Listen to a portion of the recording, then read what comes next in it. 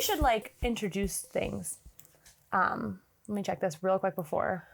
There we go. But I don't know if we, like, look at it, or what should we do? Hi! That's weird. Is that annoying? Or should we say, like... Or, like, should we just talk to each other and no? Well, I mean, what are we trying to introduce? Like, do they know who we are? No, that's what I'm saying. Like, just, like, should we introduce... What do we call this? Mimosa mates? Do you have a backstory? Or is this, like, an introduction that we're going to do? We should figure this out. Like, every time, or is it just for the second episode? That's going to be, like, end up being the first one. If we introduce ourselves, it's going to be like... Yeah. I think we should just introduce ourselves and say, this is Mimosa Mates. Okay. We do. Hi. Hello. Hello, hi. We are trying to do... No. We're not trying. We're not trying to do anything. We're are doing it. We have decided to tape ourselves doing our Mimosa Sundays weekly. I'm Amanda. I'm Noelle. Yes, and we're childhood friends that live across the street from each other now. We're 28, and we've decided that since the beginning of COVID, we wanted to do something fun every Sunday. So alcohol is the most fun to us, only us. Some people not. You get it. But anyway, we have done this every week for 44 weeks. 44 weeks. So all throughout COVID, we've had mimosas together. We've been on the porch. We've been inside. We've been in each other's bubbles. So we have been... through our whole lives together, but this has been an extra fun way to connect through being adults and through a pandemic. So anyway, we always had so much fun doing it that we decided that we would start taping them, mostly for ourselves, I feel like, because they're just fun. But if anyone decides to listen, that would be okay. That'd be cool. Right. But this is just like the conversations that we have. Right. It's just fun. And we just wanted to tape it. And after doing... For posterity's sake. Right. And this is our 44th one. So I just feel like we need to have these on tape, and some of the stuff we say is really stupid and some of it's, I feel like, enlightening. So maybe it would be. And also, like, we can look back at it later and see, like... This is a time capsule. This is a time capsule. Of life.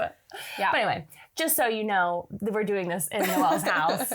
Her boyfriend, Donnie. My attic, yeah. Is helping us with everything. So if we describe him, I'm single. Just because I feel like we talk about weird things and I bring it up. We're in Pittsburgh also.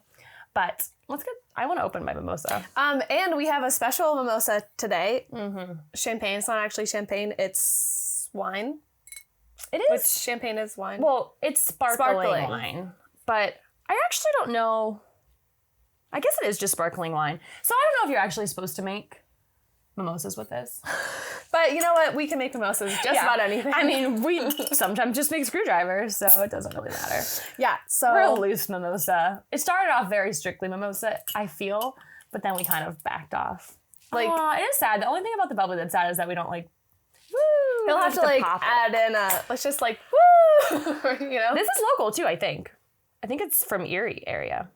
Northeast PA? No. Erie's Northeast. That's Northwest. Like Philly. Yeah, it's like Allentown, maybe like Wilkes-Barre. But we got it from, where's the store we get it from in the strip? PA Libations. PA Libations. But now they're everywhere. And this is the warmest it's been for forever. Okay, wait. But it's also like a dreary, rainy Sunday. We usually used to do this like on the porch. Yeah, sorry. That's the best time for you to have mimosas. Yes. This one, because let me check the alcohol. I'm a big proponent of, like, if you're hungover, you need to just have some more alcohol to even you out. This is 12. So that's, like I said last week, I usually do 12.5 or higher, or I feel like it's not worth it. But, 12 for mimosa for the morning is probably okay. There's like a whole day ahead of us. Yeah. We have to check and see what Corbella is. Oh, I have some. Yeah, we'll have to check. Yeah. Because whatever I had Andre last week was like 9 or something. And this orange juice is from Woolies. Wow, it's like we're trying to do product placement, like get free stuff or something. Well, I should have brought my salsa up. You should have. All right. I also had mimosas. I went to a bridal shower yesterday. Nice. You were not going to give it to me first. Thank you. And there were mimosas there, so I have mimosas 2 days in a row. What is that? Pulp. pulp.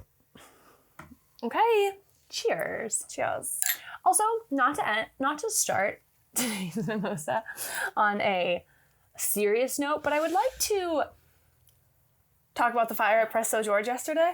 No, but our favorite coffee shop did get a fire yesterday, and we just happened to be there right as it was happening. Right as it was happening. And that was terrifying. We didn't get there Not before. Terrifying for us, but for them. Oh, I mean, they looked fine. We looked, it was just sad. Yeah. It's like our favorite place. We literally go there like 5 times a week. And it was, I am happy we were there though. To like be a And part I of hadn't it. seen anything about it, so maybe they're just like opened back up. Maybe it wasn't as bad as we thought. Yeah.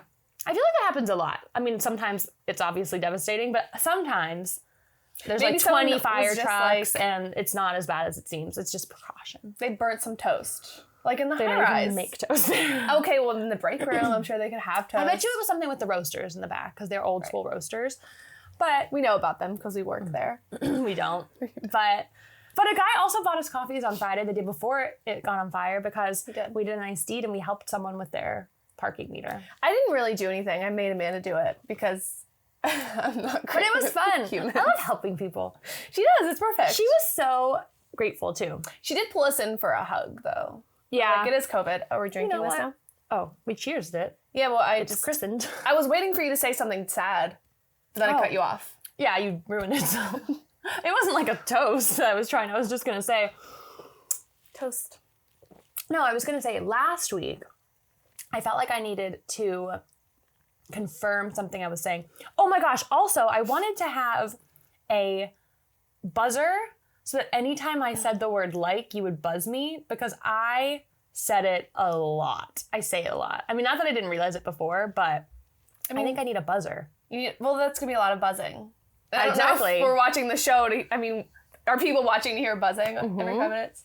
We'll just have a counter at the bottom, and it'll be like, Oh, I say it way Ding. too much. I'm gonna try to be cognizant of like. But like I heard that people just like with like I read that people say those words a lot because their brain is like buffering, like thinking of what to say next. Well, yeah, but I can just be. That's what I want to do. I want to take my time and my thoughts, and you don't have to fill it. So There's you're a filler words. I don't want to fill my time with a filler word. I want to just slow down my thoughts and pause. Like Kit from The Bachelor. Does she do that? I've noticed because like she always talks very kind of slowly, but she doesn't say extra words. Well, she was probably raised in like a very good school that taught her to do that. But anyway, back to what I was going to say. Last week, I wanted to touch upon the fact that I talked about brainwashing, we talked about it.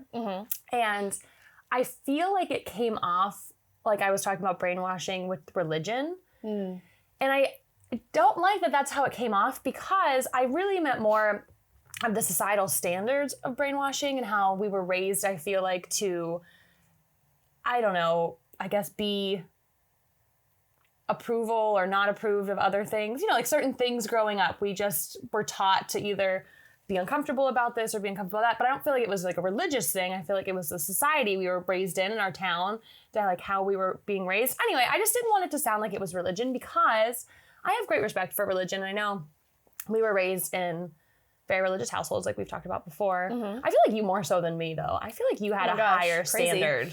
I wasn't allowed to celebrate Halloween. I couldn't go trick-or-treating.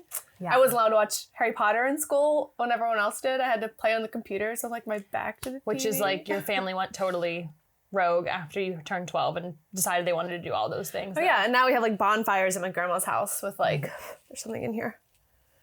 Is there a bug? Like decorations and stuff. Like we missed out on the funnest time When for you're a little. kid to have Halloween. For them to completely backtrack and not care anymore. And be like, oh, it doesn't matter. I don't care. But anyway, I just feel like, so we were raised in religious aspects. And even though I feel like now I'm maybe not the most religious person growing up, I feel like, and I've talked to you about this before, how I feel like I'm still like a very faithful person. And I still like pray almost every day. And I still have my little Bible app on my phone. And I look forward to my daily verses. And I grew up, I feel like, really appreciating the Bible as like a literal literature, like, like Not a piece literal. of not a literal piece of literature, I guess. like a piece story. of a piece of literature. Yeah. Not saying that maybe it is factual or maybe it's not. I guess it's not the point, and we'll never know for sure in this life, I guess. But you know, I feel like I was very enriched by verses and like Psalms and Proverbs and Ecclesiastes, like books I really liked. But I do think that it has unfortunately been, I don't know, hijacked by people. And ultimately that's what I don't like about a lot of the aspects of religion right now, is the people that are interpreting those words and taking the beautiful similes and idioms of the Bible and making them into something so literal, and or taking other parts of it and that are very vague and making them what they want them to be. Anyway, so I'm not saying that there's not good things, but I didn't want to feel like it was brainwashing for religion. Like you don't like what society has done to religion. So Totally. You're cool with religion, but it really is how society has taken those points to sort of brainwash. It's not religion's fault at all. It's just like when a lot of people get together and follow rules, they have like a hive mind. Well, I guess I also just feel like it's so hypocritical in a lot of ways, because it's making it seem like this is the only way, and that like, you know, I feel religion to me is very egotistical and self-centric in a lot of ways, because you're taking this one religion, and obviously I'm speaking mostly of Christianity because that's what I know most and that's what I grew up with, but and I just feel like people take that and they think like, this is the one way, like this is, and of all the things in the world, it just seems so self-centric to be like, I would have the one good religion in the world. Like there's all these other people in the world and this one book is the right way. And I know that people say not to take the Bible and look at it in a way of like, you can't nitpick what you like out of it or whatever. But I can't imagine that like the God that I want to pray to and things like that would take like my gay friends and make them be born gay just to damn them to hell for that specific thing. Or I have so many friends of, you know, like Jewish descent or like who are Muslim, and they're the most beautiful and kind and amazing people. And it's like, what, they're also going to be damned to hell because they are a different religious sect than I am? That doesn't make any sense to me. And that's not the kind of thing. And it's frustrating because I do feel like and I feel like religion is so good in so many ways of the morale. Like you are putting yourself into a standard morally. And I feel like it's a good code for yourself. Like I feel like growing up, I set myself to a standard maybe because of the religious community I was in. And sometimes maybe it wasn't as good, but I feel like faith gives you hope, and it gives you comfort whenever you need it. So I feel like it's a good thing to have a faith base behind you and to have a moral code for yourself, and it makes us upstanding citizens. But I just feel like I'm frustrated with organized religion as a whole, because unfortunately I feel like they're not very accepting, and it's very ostracizing, I guess. And there's a lot. Right. I brought it a lot. It's a lot. But there's also people who can use their religion, any religion, as a way to say like, this is making me stronger and happier and that's what I'm saying. more fulfilled. Like, but then there are the other kind of people who take it in the wrong way and saying like, this is making me better than other people. So it's not like you're making yourself as like a better human for you, but sometimes it feels like they're taking it and kind of judging themselves against others and saying like, I'm better because X. Well, and that's the opposite of what religion should be. You should be putting yourself on the ground of everyone below you and above you, and putting yourself on even playing field. But unfortunately, that's not what people think. And I think we also were brought up very differently in the way that I was very lucky. I feel like people who were raised pressured into religion maybe feel differently, even more so. Like I feel like I still have a good base of faith because I was never forced into anything. Like you were forced to go to church every week, right? Yes. But you went with me after a while. But like I chose to go with you because I liked you and I liked the church, and it was like we got to have kind of fun. And my church tried to make it fun, and I don't blame them. Yeah, I was gonna say, anything. I feel like mine definitely wasn't the fun church of the two of ours, but we had fun. Yeah, but it was also, I don't know that going to church every Sunday as a high schooler or a middle schooler is like fun all the time. So it felt maybe when days that I wanted to not have to go to church, it was more fun to go with you than to like sit in a pew with my family and like just have to pay attention. Well, it's the thing, I feel like growing up, and you know, but my mom didn't really go to church after we were young for multiple reasons, but my dad picked me up every day. My parents were divorced. But it was always, even though they were very religious, and my whole mom's side of the family went to our church, and they're super religious, I feel like my dad always made sure it was my choice. You know, he never cared. Like if I woke up one morning and I was on a Sunday and was like, I'm tired and I don't want to go, or I want to go sleep over my friend's house on Saturday, it was never a problem. Like I never was made to feel like I had to go to church, I had to wake up. And not only that, my parents didn't care or my dad at least didn't care what I looked like. You know, we were wearing like jeans and sneakers. I was like an acolyte with my little like Converse sticking out. Like it was never anything. It felt very like always my choice, even at a young age, for what I wanted. And I chose to do it because I liked it and I liked the community of it. And it did give me a schedule of my life. And we did a lot of groups, I guess, like camps, religious like camp things. But we loved those too. I feel like we have great memories and we look back fondly on those. So it's not all bad. I think a lot of it is really good and it gives you a good community. However, I feel like even more so now is so divisive and not inclusive. And maybe I'm just learning that more as I grow up. It wasn't as big of a problem. But I also think you're right. Like it's important to find your community. Right. So you don't necessarily have to, because there weren't a lot of options when you're 12, I guess, for like to find your own community. But I was made to go to like a church that is a different religion even than yours. Oh! I didn't. We're cool. We're good. Proceed. Yep. Okay. Proceed. So one day, just like whenever you can make that decision, and if you have someone else, it doesn't necessarily matter that you are going to a different thing with different, as long as it's all coming from a place of love and it's making you feel good. And I, like, even for instance, I got a tattoo of a cross when I was 20, 21. I don't know, it's on my rib. Whoa. But I got it because I knew that I was kind of going out of religion a little bit, like organized religion, I guess, not once again like a faith, but organized religion that I grew up in.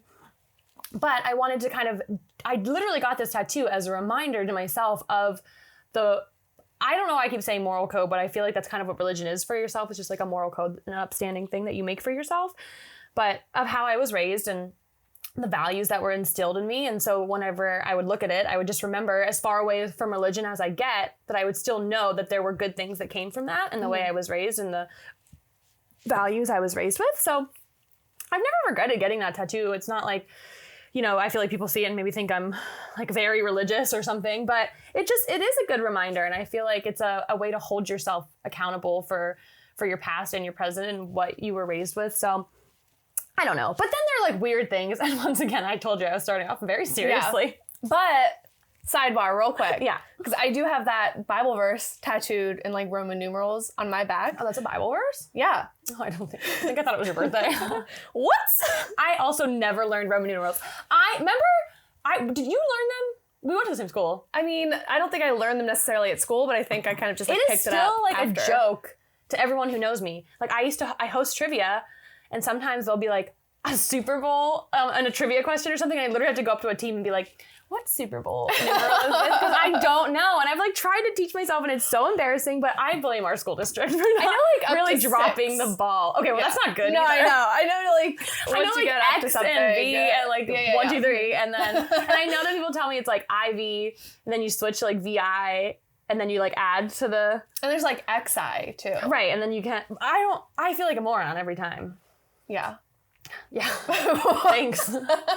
I know. I mean, you're not a moron, so like sometimes to feel like a moron can be humbling, right?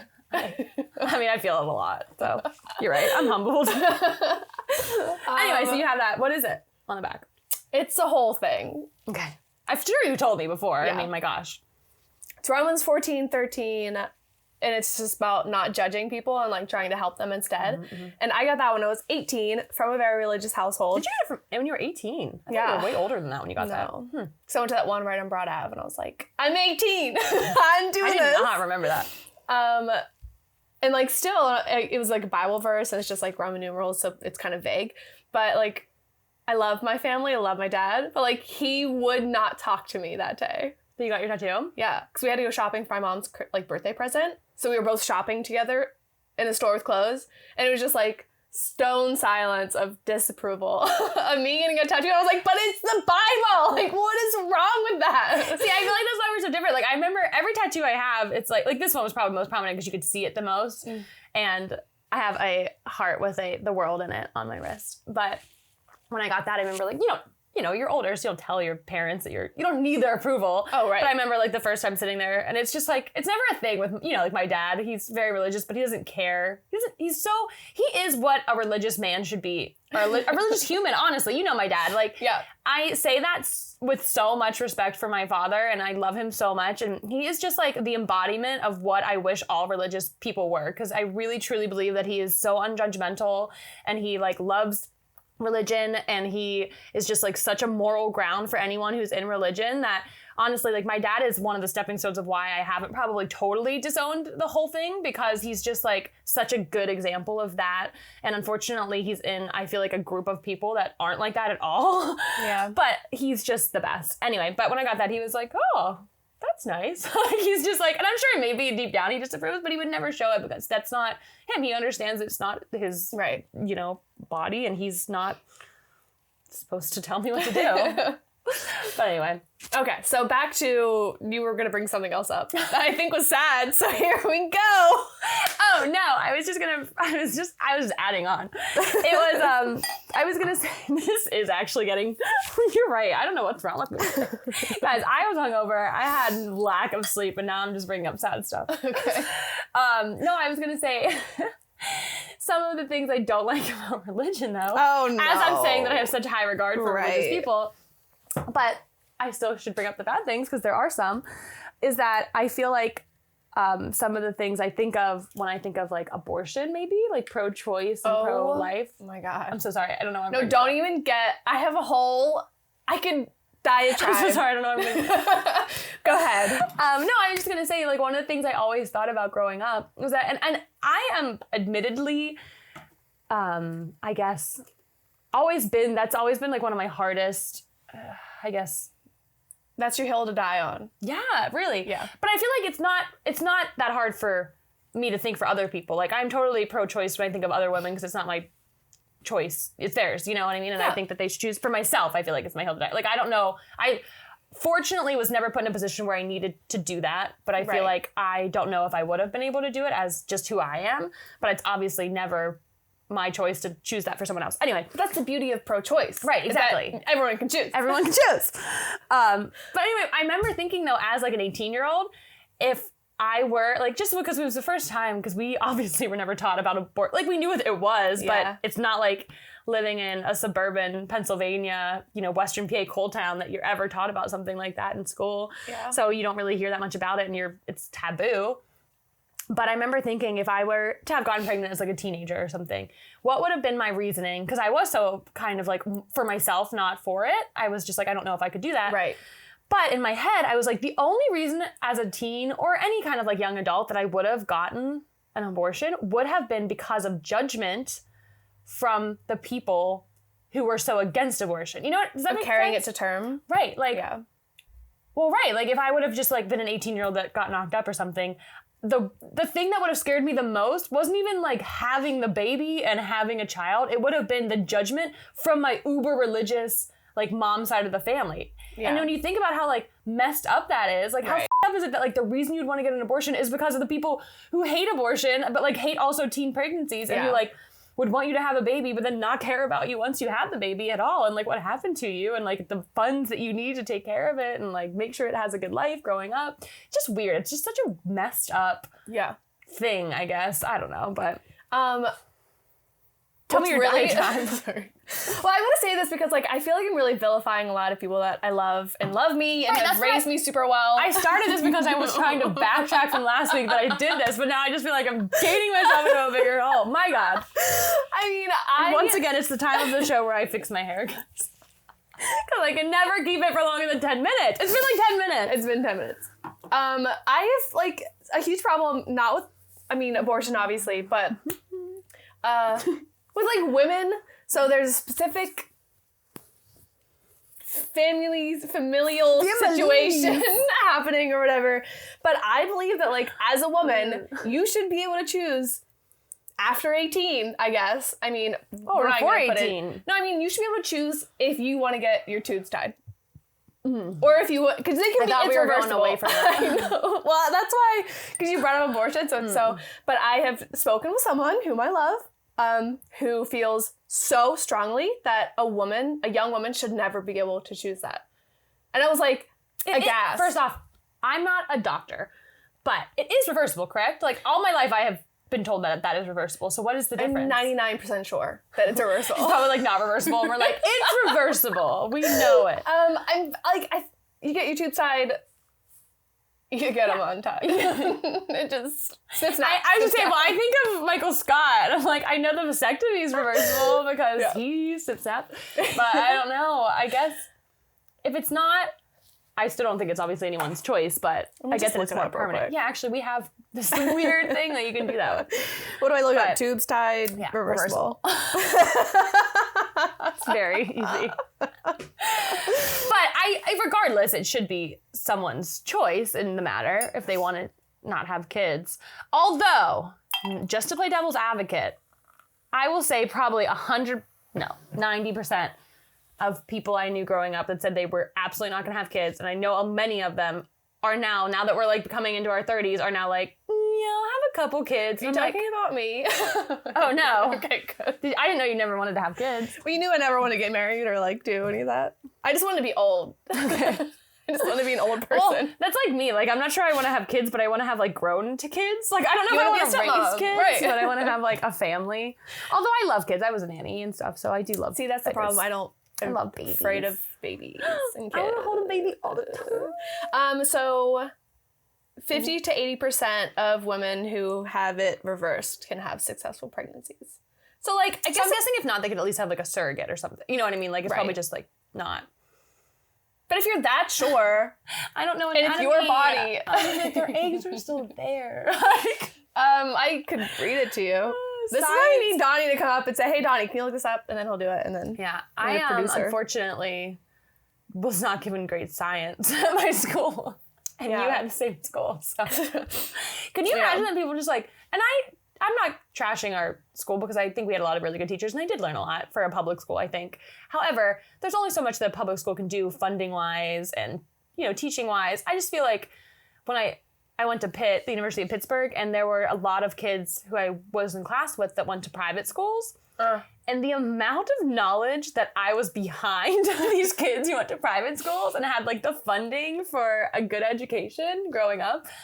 I mean, I've always been very into public school and even thinking about if I had the money when I'm an adult and I had a child, I'm not an adult now, if I would send them. And I was like, I like the idea of sending them to public school, but I feel like you do as a parent then have to do extra because...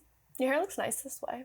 Oh, I don't love it on the screen, but... Oh, okay. Maybe we should stop looking at the screen. I personally, I wouldn't have tried in a private school. I would have tried the same amount. You would have learned more in general. Like, I feel like a lot of the things we were given were study guides and movies. That one teacher, I'm not going to say his name, but just like writing paragraphs on the chalkboard and then sitting down and be like, okay, here's your notes. Yeah. Now copy 5 stories from the newspaper. I won't say his name, but that was civics. And civics is a huge deal. Like, I had to learn everything about our civic government myself. And turns out, I'm very interested in it.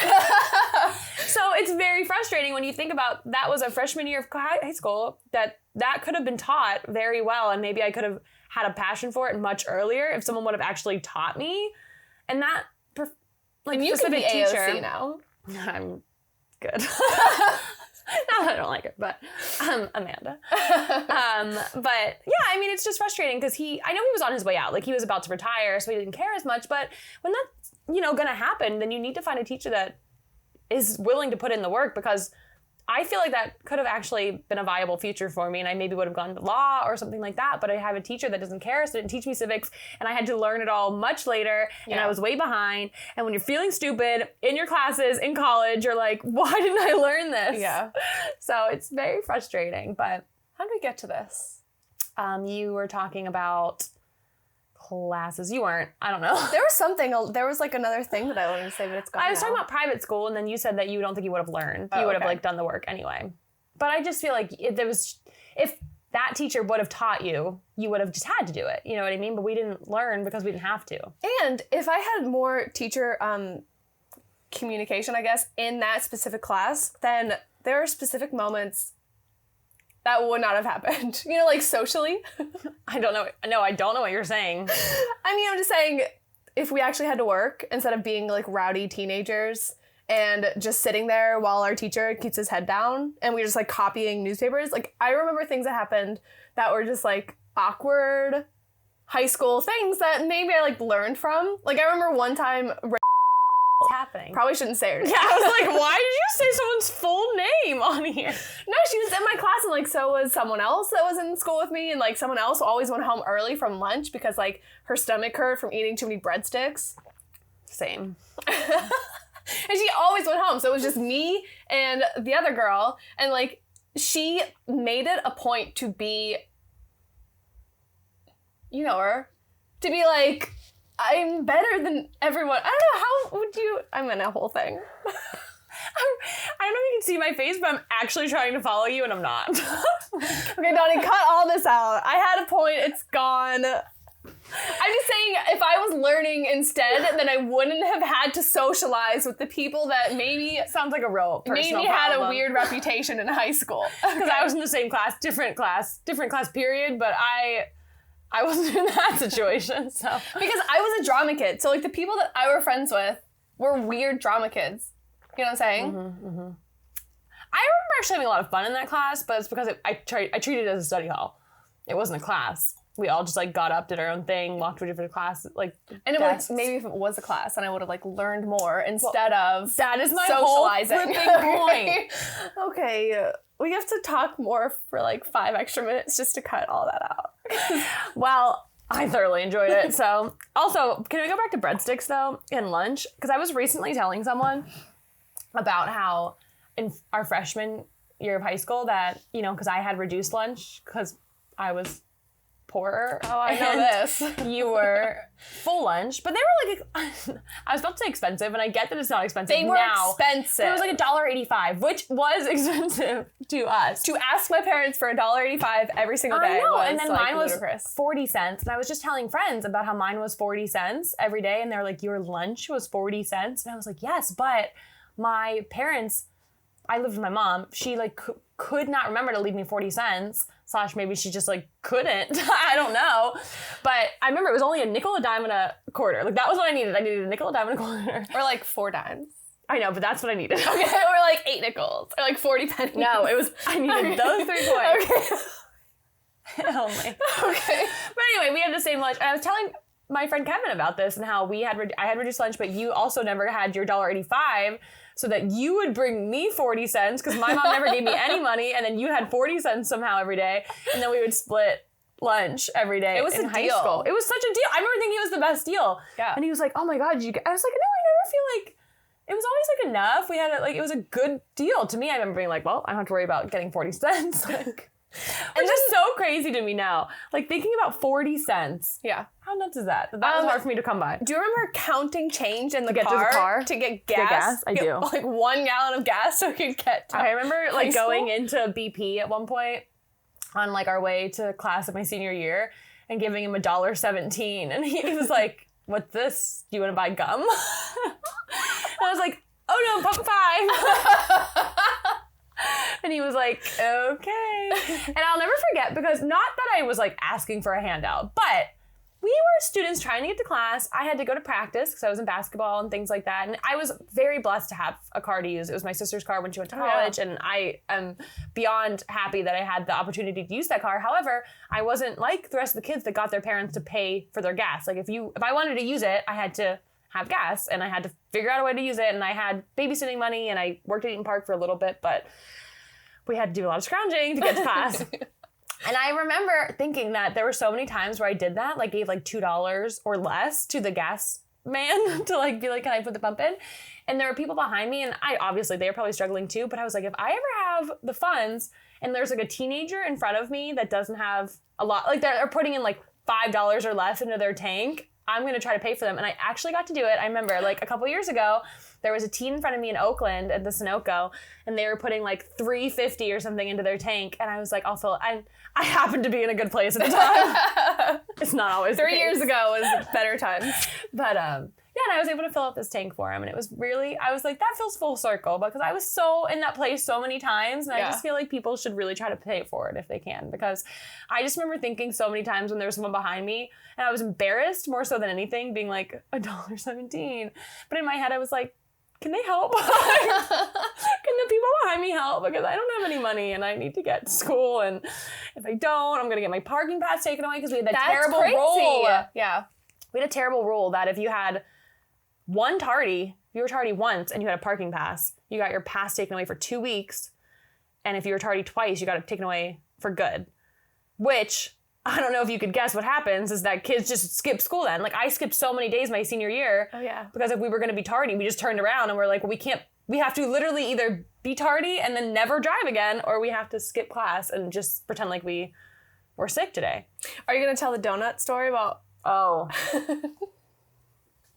I mean, there's really nothing to tell except for that we had first period piano. We were trying to do something nice for the class. I had first period piano, which actually, doesn't that make you feel like we went to a nice private school? Like, we had first period piano class. I remember loving that class, actually. Yeah, it was a great class. We had good people in that class, too. I keep touching this. Don't, stop touching it. Okay. Just kiss it. No, blued on it. You blued it. I blued it. Okay. No, yeah, we went to... we had a great choir teacher, and he also did piano, and he was awesome. Mm-hmm. And he was one of those teachers that you can have a good rapport with. Like I feel like you could have a good or a bad rapport. Right, a good or a bad rapport. But I feel like he's one of those teachers that you can talk to like an adult, even as a youth. You know what I mean? Like it was like we had very like fight arguments, like, but it was like fun because like real, right? Like he was our first period piano teacher, and I'd always talk to him like a peer more so, but it was in a good way, and he was just really awesome. But you're right, it was kind of like a situation. I know he could have enemies, but I was fortunate, I feel like, to always. But I think that was like part of the, like, you know, there's always good with the bad. So like you're going to have this friend, but if you do something bad, then it's like, and sometimes you're an adult. Good, right? Like, because he called you out on your shit. Yes. So it was one of the things that you needed to have kind of as a 18-year-old or a 17-year-old.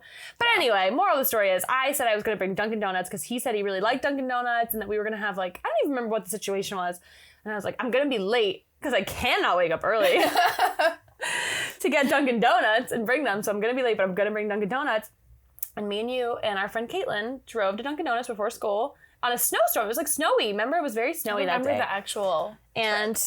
And we came back and it was a whole ordeal because he had sent us in tardy and I had a meltdown because I was like, if you send me in tardy, I'm losing my parking pass. I brought you donuts. Like, what are you talking about? I told you. And he was like, I didn't know you were being serious. So it was a whole thing. I had to track down the tardy slip. I had to like go throughout the whole entire high school to find remember those like manila envelopes they would send the tardies thing in with the mark? And then I had to go find the vice principal to be like, he did this wrong. I was here. Even though I wasn't, but I brought donuts. And he ended up like unmarking my tardy and we had donuts. And it was a good day all around. That's how you feel an adult though, whenever you can drive yourself and come in late to school and things like that, you know? Or when you leave early. Like I remember a couple times skipping 8th period for me was band because I played the flute in band. And a couple times like me and our friend Alex would skip 8th period. We would just like walk out. I was always like really jealous of you guys for that. You could have came, I'm sure. No, I always had like 8th period was specifically one year. I can't remember any other year, but there was one year it was my like algebra. So I would always ask to go to the bathroom like 10 minutes before the bell. So I would just drop my stuff off at the locker. Because like my algebra class was literally right where you left to go to the buses, you know? So that's all I remember about 8th period. Were you in the auditorium? Yeah, like those classrooms. Well, so that was the only cool thing I got to do was like every day it's me going to the bathroom, taking all my books. We didn't do it very often, but it was like we had trailers too. So in the parking lot for the cars was right out near the band auditorium. So Alex and I would just like meet and we'd walk out. But that's when you felt like a real adult because you think about how late. I'm sorry, why was Alex in band? She wasn't. We just skipped her 8th period. Oh, right. Just leave. What was she in? I don't think it mattered. We just skipped. I never skipped. One time I skipped a class, so like went to a different class, was with you, and then like I got in trouble for it. See, that was senior year. I was gonna say, that is the one good thing about being like a good student though, because I was a very good student, and I will say that you are able... saying I wasn't? No, but I feel like you should... Why did you get in trouble? Because it was Mrs. Another math teacher. Math has always been the bane of my existence. Yeah, we went to... Because I got in trouble at but like I easily was like... oh. I was doing something. See, like, I wasn't. Like, if I ever got in trouble by a teacher, I immediately went into defense mode. And I was just like, well, I don't think this is fair. And then I would get in trouble. Okay, well, that's your problem. You have to, like, schmooze and be like, I'm so sorry. I was doing this for a class. And I never would do that. I would just be like, well, see, I didn't really try to, like, take advantage. So I feel like if you don't take advantage, then you get perks, I guess is what I'm trying to say. So, like, I feel like teachers trusted me because I never, like, lied about what I was doing most of the time, except for the couple times I skipped 8th period, which was not that big of a deal, but it was exciting to, like, leave at 1:30 and go to the mall or something. Isn't that crazy? That 1:30 was when we were done. And the last bell was 2:20 something? 2:24. 2:24? Like, isn't that insane? Yeah. And then I would be like, I'm so tired. I have to go to work now. But, like, it's such an early day. That is so early. Now you have to work until 5. Sometimes I don't take my lunch at work until 2:20. That's the lunchtime. But yeah, I feel like if you're a good student, that's what happens. Like, you know, you're just like, oh, I have to go to the library today. Like, do you mind? And then they don't care because you do everything else. Like, you have your homework in on time. You do everything. So, but by senior year specifically, I feel like a lot of the times, or I was such good friends with our librarian. That's the thing, though. Your version of being a good student is not turning your assignments in. I'm sure you did all that anyway. That helped, like, season the pod or whatever. But yours was like, you can automatically be chummy with, like, anyone. And I don't want to do that. Like, I just want to, like, sit down and, like, do my work, draw on my notebook. That's what I'm doing. But, like, that's why you got such good library privileges, because, like, you and Mr. Hall are best friends, and you and Mr. Tech, and it's, like, so many names I'm saying. Not, like, you were just, like, really good at the personality part as well. Where, like, I liked them. Like, I liked those teachers. So those were my favorite teachers. So I wanted But you schmoozed Mrs. I said her name. Okay. She's not, I feel like she wasn't a great teacher. But I feel like she also was, like, stressed to the max. That poor woman was, like, had to have some kind of anxiety. Like, don't we all? Right. So I feel bad for her. But, I mean, no, that's the thing. It's almost to the point where it was like, was I benefiting? You were in that class. Was I benefiting more from being in that class or from actually going to the library and doing other work? And not that I was, like, probably actually doing work, but, you know, it's like at that point it didn't matter. Like, it was like the same. Like, I wasn't learning anything in that class or I wasn't learning anything there. So in my head, I was like, what's the difference? I learned that a girl. But then you have Mr. be like, oh, she needs to be here. A girl I didn't like had skin cancer in that class. And that's what I learned. That's sad. It's not sad. Oh. I didn't like her. Talk about it later. Oh my god, no, she was fine. It was literally like they caught it quickly enough. And I learned all this because we didn't really do any work in that class. It's sad for a teenager to have skin cancer. I'm always terrified. She tanned all the time. Oh, because that was such a big deal. That was such a big deal. Tanned. Ugh. My sister, you know, she was like a burnt crisp. She was all the time. I mean, it worked for her though. I told you my mom, my senior year, I didn't want to tan. Or no, that was my junior year for prom because that was the thing to do. Yes, she did. I did. That was the thing. And because you're in a suburb, that's the only thing that matters. And prom was such a big deal. And we had, you know, like not everyone even has a grand march. Yes. I remember people telling me like, what's a grand march? And our school, a grand march is a huge deal. With prom, you like were presented at the auditorium, each person with a program. People bought tickets to watch you be presented. That's the weirdest thing. Like most performative high school action besides being in like a play. Why did you do that? Why did people come on what day was prom? Friday night to like watch high schoolers walk down in their dresses. It was like 2:00. How are you getting off work for that? I mean, people can get off work for things. But why would you want to do that? Like if I get off work, I'm doing it for a fun time. I'm not gonna lie, I didn't hate the Grand March. I kind of liked it. But when you're a kid, like it's fun. But like as an idea is now, am I just being too negative about the Grand March? Yeah, I mean, I kind of don't hate it still. I think it's kind of fun. I like the idea of like being shown off. The only thing I will say I don't like about it is the fact that you almost had to have a date for our prom to go. Because if you didn't have a date, I don't think anyone was ever presented without a date at Grand March, which is actually messed up. Weren't we one of those stories that had like two girls wanting to go to prom together? Maybe, and that probably was presented. But like that would have been. That was okay. I think that would have been more accepted than honestly going by yourself, because I don't remember ever having a single person, like a person going stag, presented at Grand March. We would remember that. Yeah, I mean, I think a couple people went, but they weren't allowed to be in the Grand March, which is really like fucked up. Like, why couldn't they be presented and shown off still? Like, because it was about like showing off your outfit and showing off, which once again, I get what you're saying. It's not like the best, story to tell, I guess, but it's fun. And I think Okay, I don't. It's strange to me. Look at this couple, and their parents bought them $500 dresses that they're never gonna wear again. I'm glad your parent bought you a $500 dress, because mine certainly didn't. I mean, I don't think it was $500. I just think it's like very strange. Like the idea of prom was like really built up as like it's prom, but why did we make it such a big deal? I don't know. And you know me, like I didn't care about prom. Like, were you on prom committee? I cared about prom so much. I know. Oh my gosh. I feel like we were like literally one of the only 2 girls though because our prom was weird in the fact that we had a junior prom and seniors were invited and not a senior prom that juniors were invited to, which I actually also understand is different. A senior prom that juniors. So our prom was Why the did we junior do prom that? and we invited the seniors. Why? I don't know. So the juniors were the prom committee. And I remember my junior year, because you got better placement in the Grand March if you were in the prom committee.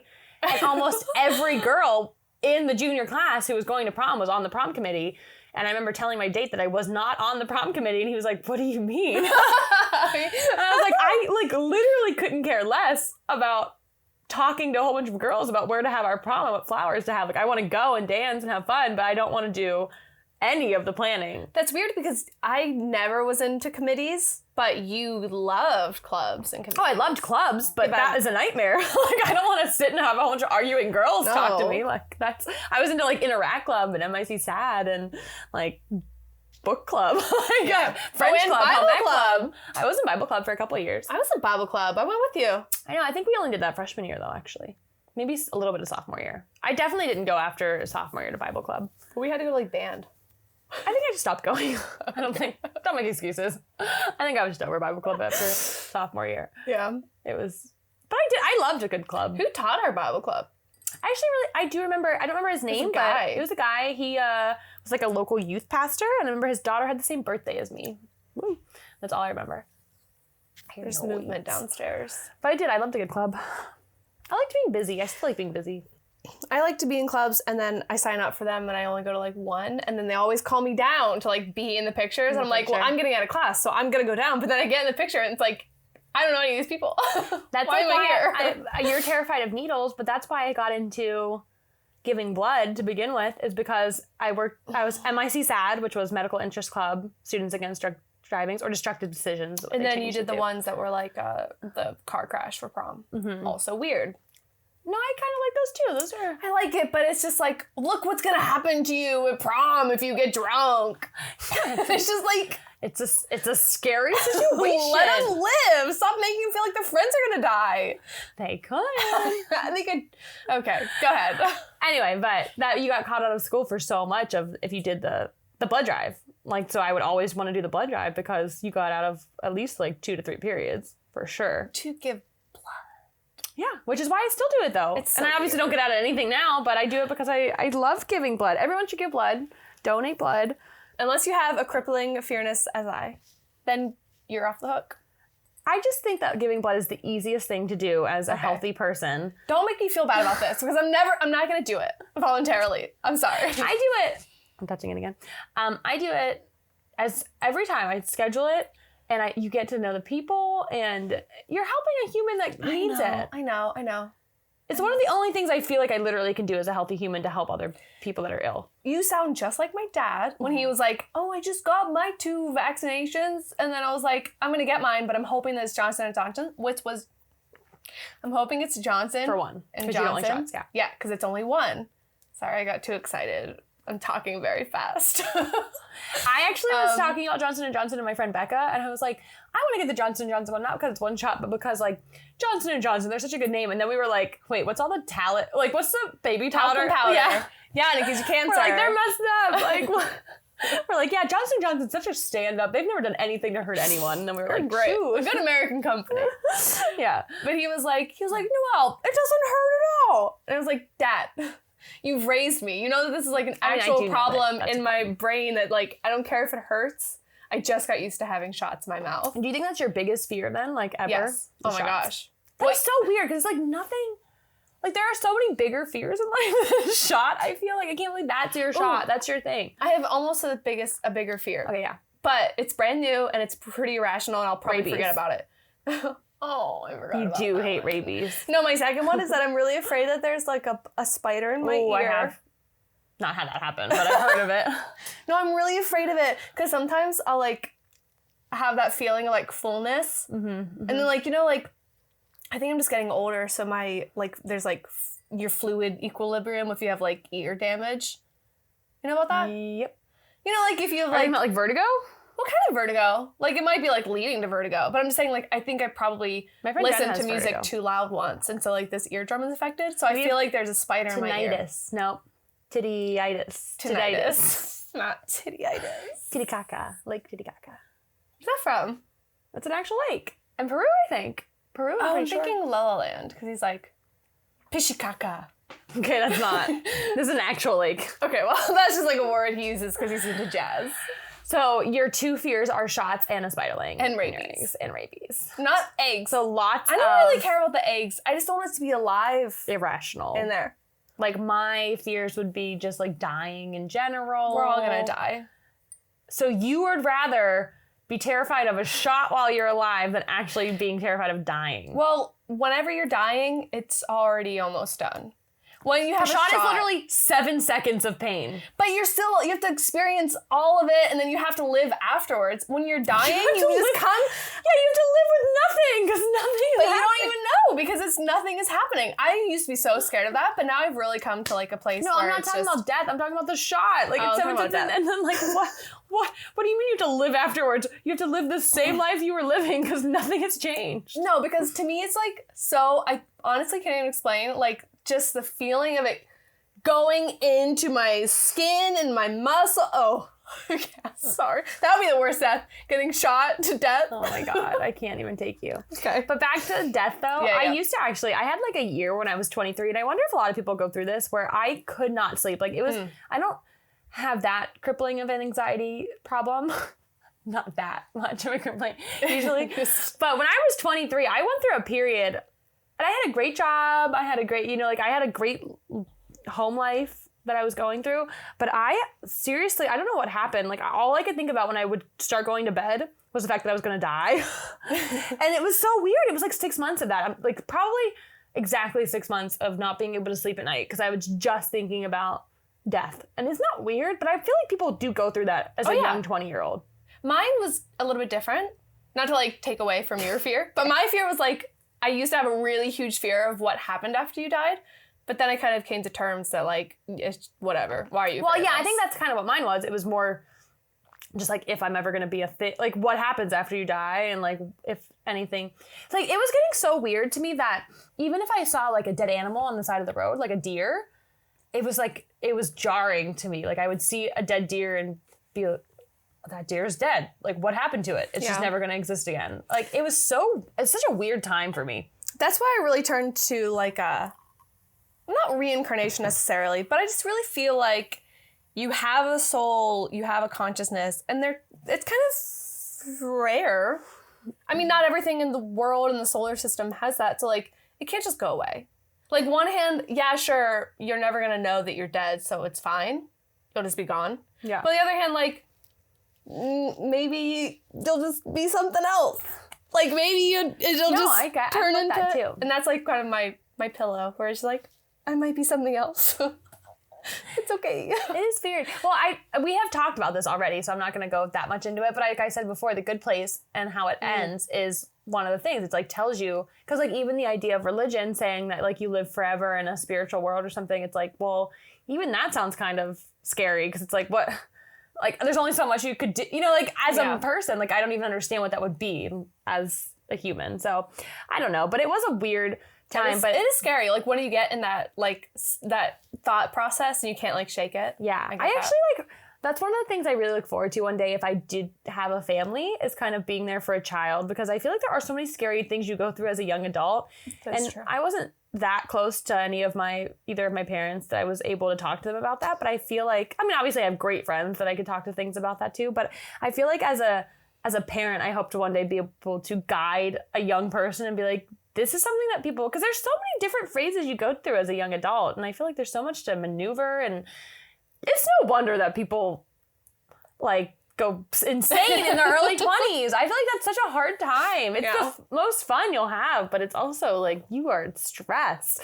And there's so many things you're learning and understanding about the world. Oh my I God. just feel like I'm not sorry to be out of that. Like, I feel so much more confident and understanding of the world as a person almost in my 30s. And I hear the 30s are your best years of your life. So 30, flirty, and thriving. That'll be you.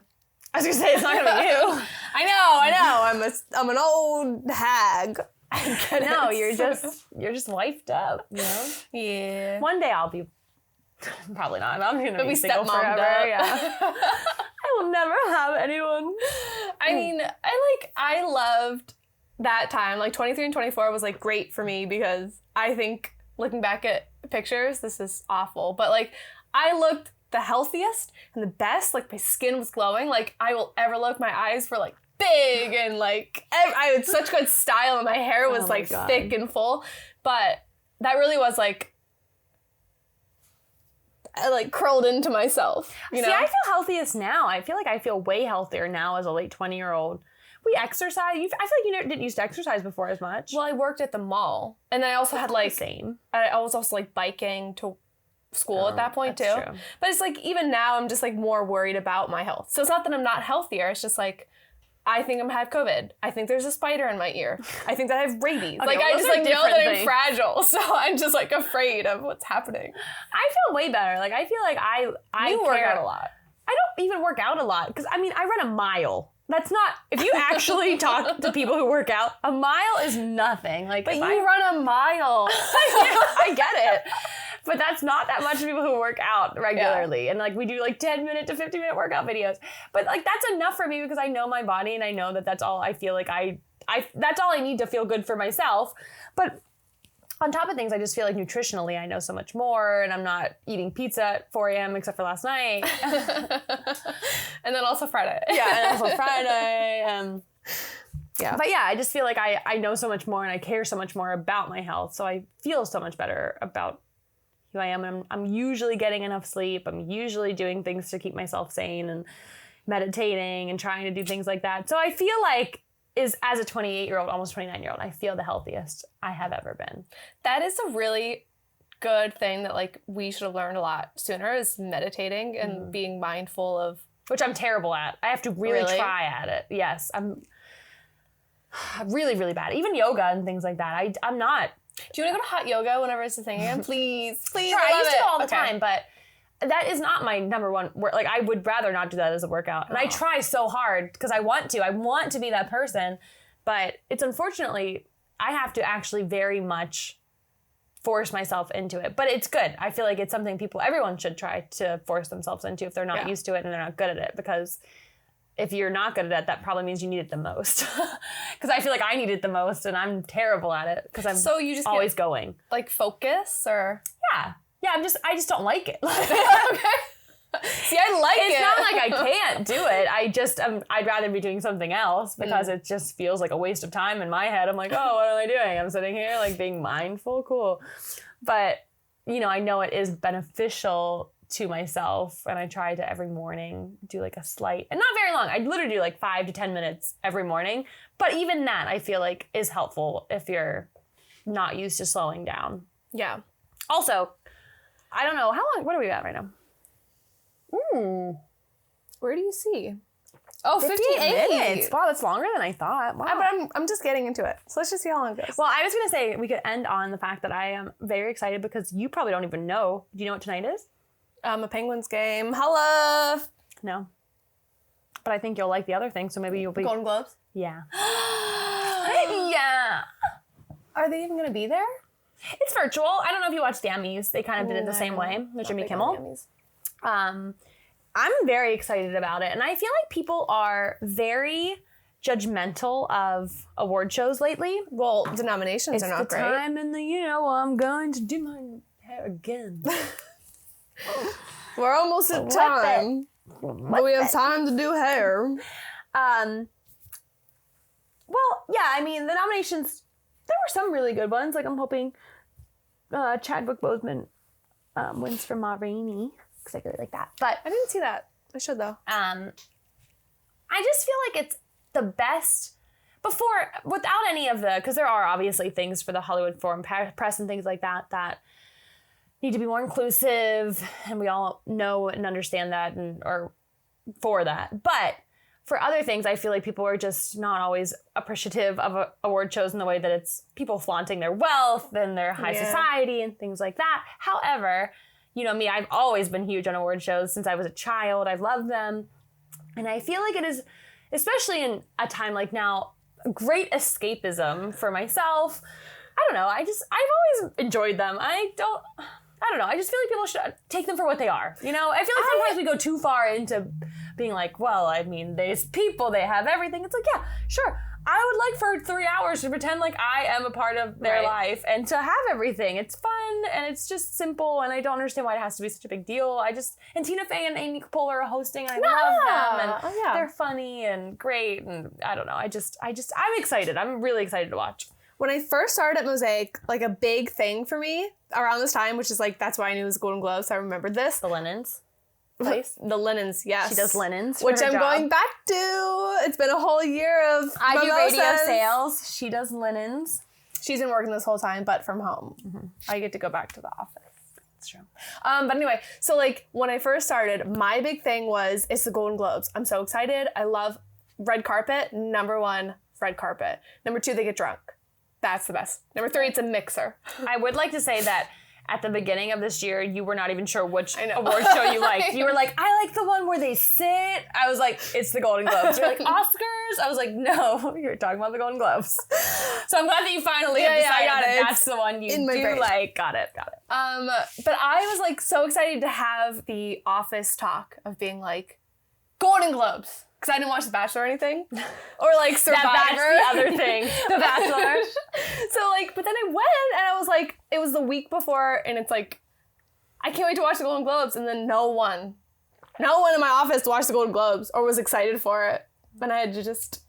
I mean, I know that you knew me in high school, so you understand, but like that was my ish, as you could say, in high school. Like I taped it. I watched all the after parties on E, where they would go to the after parties. New outfits. That's my one thing.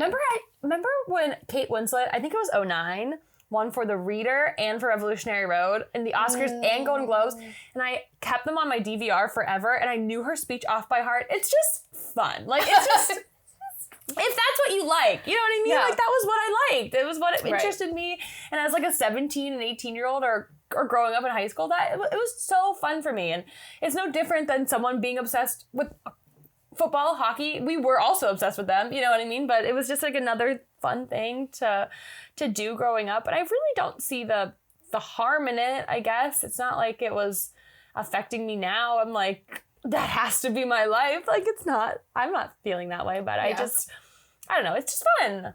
And I'm sorry that your office didn't contribute. Thank you. I think a lot of people, like, not a lot. I think some people have a problem with it because it's like, oh my gosh, think we have it. Done.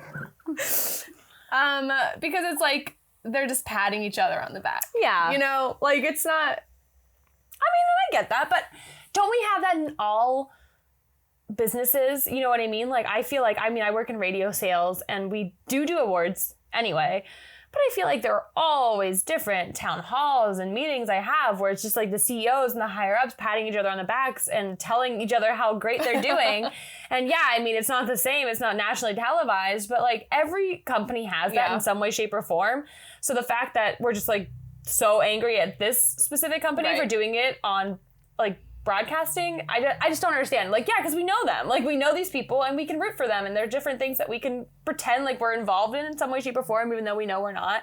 And sure, they might be rigged and they might be bought out and things like that. But it doesn't help the fact that it's a fun night of watching television for me and they're fun jokes and then you can see your favorite celebrities and things like that. Yeah. And it's just a way to like just tune off.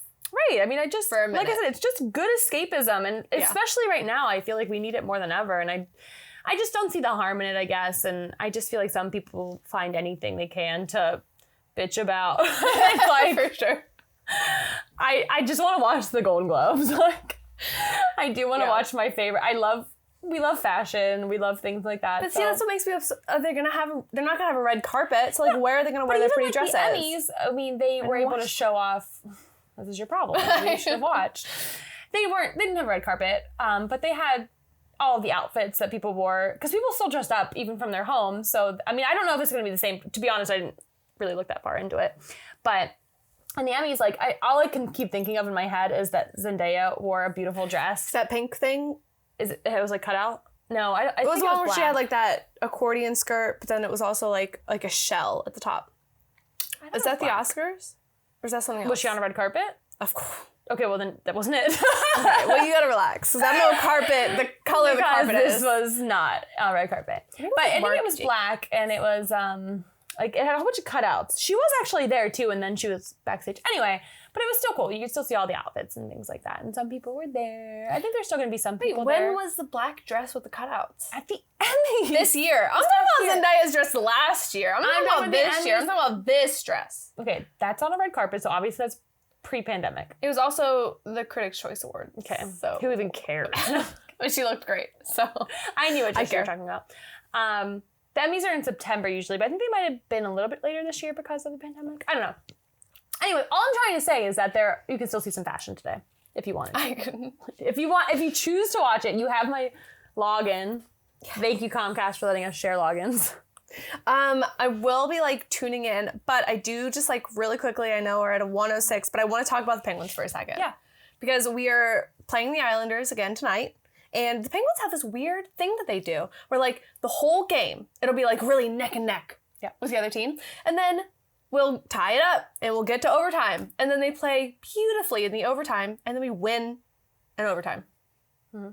But it's annoying because I know your dad's like, well, they still get a point, but we want to get the 2 points because right now we might not even make it into the playoffs we're playing. Right now we have 5 months left, so we are fine. Like, this is why hockey, I love hockey, but this is why it annoys me because it's so long and there's so many games. So it's like, for football, I love football so much. I get so into football because every game literally counts. Like, it's like there's true. One a week and each game really, really counts. For hockey, there's so many and you're like, I'm like, there's 5 months left. Like, we could totally turn it around. So, I don't know. I mean, I don't know what to tell you. I don't either. I'm just saying, like, I don't get how we could be two different teams.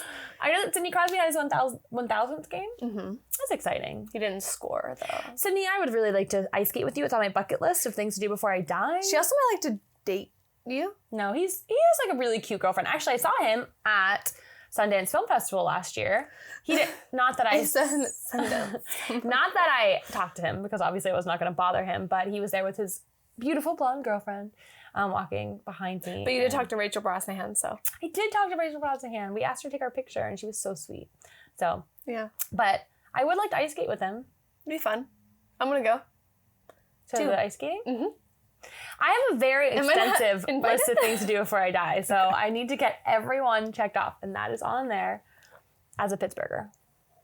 That'd be fun. We'll start it. I think we're about done. I really have to pee. I'm so hungry. Like, I could literally eat anything right now. A horse. Should we say bye? I just want to make sure that we have... Just kidding. Okay, goodbye. Wait, why did you say we have to make sure of what? I just want to, like... We're doing great. There's nothing. Okay. Goodbye. He didn't even use our last picture in the last one. Did you watch it again? No, I don't think he did. Well, this time he has to do it. It was good. Look how bad my hair looks again. God. I want my hair to be this color. Ooh, that would actually look really good. That actually would look good. What do you think, Auburn? It's dark right now because it's not the summer. I can't wait till it's summer and I can have a tan. It's such a big shirt that I wore. It looks good. Next week I'll wear something cuter. Like a dress? It was a hangover situation. We've had a really fun week. It's been a long week. A lot of drinking week. A lot of things happened. Mm-hmm. Mother things. Mother problems. I'm going back to work. The mother problems? Type next week. Mother problems. Well, we can't talk about our families anymore because it just sounds bad. Okay? I'm talking about mine. Okay. I said great things about my dad. Okay, bye. Bye.